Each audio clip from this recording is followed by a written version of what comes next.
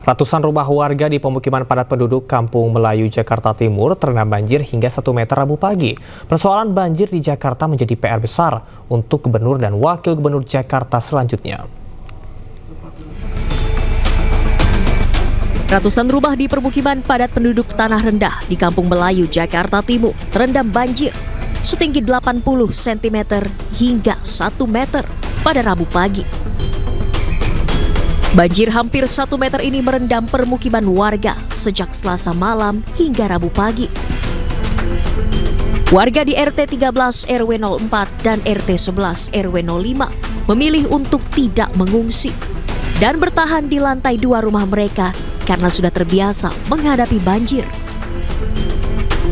Banjir terjadi akibat meluapnya Kali Ciliwung karena air kiriman dari kawasan Katulampa Bogor dan Depok.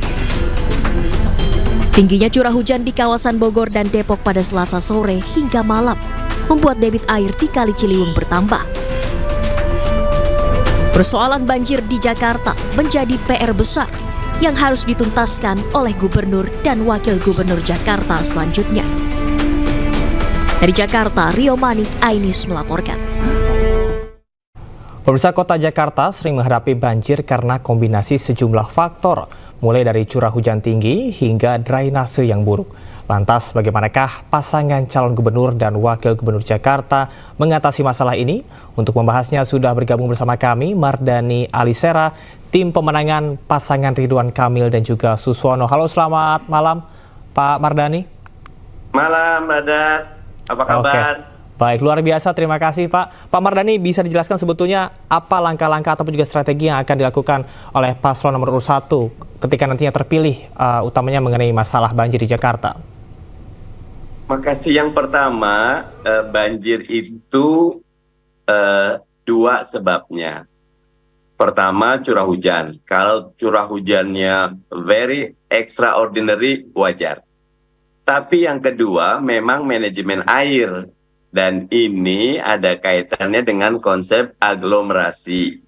Pasangan Ridho dengan Undang-Undang Daerah Khusus Jakarta akan memastikan mulai dari hulunya di Cianjur sana, Kabupaten Bogor, terus sampai Bogor, Depok, semua betul-betul tertata, termasuk hitungan. Kita sudah punya kok dengan artificial intelligence, data meteorologi, berapa jumlahnya, kapan waktunya, kemudian di mana kita bisa bikin setunya untuk parkir air, termasuk konsep naturalisasi yang dulu memang digagas, tapi kita tidak anti dengan normalisasi. Jadi kombinasi, ada daerah tertentu yang memang harus dinaturalisasi, biarkan alam yang menjaga, tapi beberapa daerah yang banyak penduduk memang harus dinormalisasi. Jadi itu secara umum yang insya Allah akan dilakukan oleh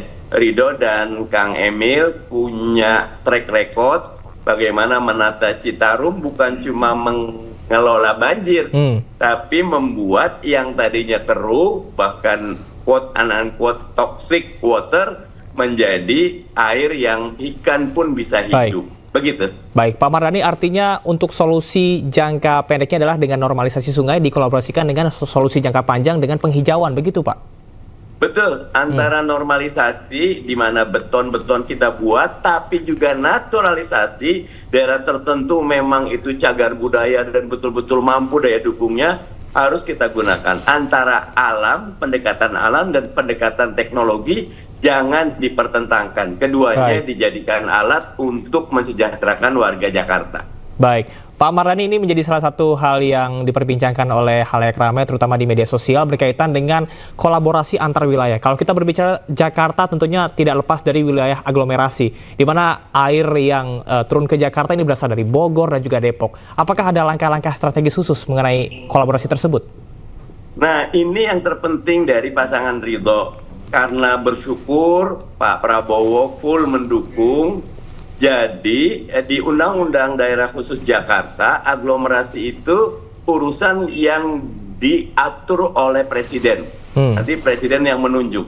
Ada 8 kabupaten kota terdiri dari 3 provinsi, mulai Provinsi Jawa Barat, Jakarta, dan Banten. 8 kabupaten kota ini nanti ditata. Contohnya kalau sekarang nih, air kan nggak bisa diurus Jakarta, ya karena dari hulunya harus dirapikan. Sampah nggak bisa Jakarta sendirian, termasuk transportasi. Dengan konsep aglomerasi, nanti Transjakarta nggak mentok sampai, kalau di selatan Nyun Sewu, biasanya mentok sampai paling jauh UIN gitu loh, Ciputat. Kalau di timur Cakung aja nggak bisa ke Bekasi. Kalau nggak sampai ke daerah-daerah memang di mana pekerja berada, akhirnya tetap mobil pribadi.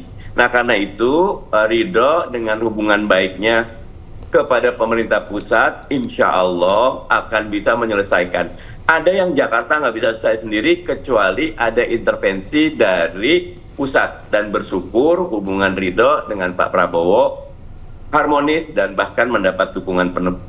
Baik, Pak Mardhani, tentunya rencana RK Suswono ini apabila terpilih nanti menjadi angin segar bagi masyarakat di DKI Jakarta untuk mengatasi banjir yang ini bukan masalah baru begitu ya. Terima kasih.